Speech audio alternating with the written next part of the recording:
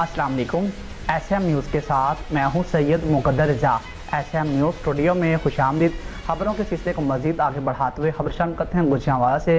गुजरांवाला में चौथी शादी करने वाला शख्स तीसरी बीवी के आने पर तकरीब छोड़कर फरार हो गया। गुजरांवाला में चौथी शादी करने वाले शख्स की शादी में उसकी तीसरी बीवी पहुंच गई।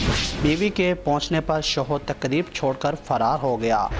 तीसरी बीवी ने शौहर रमज़ान के खिलाफ मुकदमे के अंदराज के लिए थाना पीपल्स कॉलोनी गुजरांवाला में दरख्वास्त दे दी है कि जिसके बाद पुलिस ने तहकीकात का आगाज़ भी कर दिया है।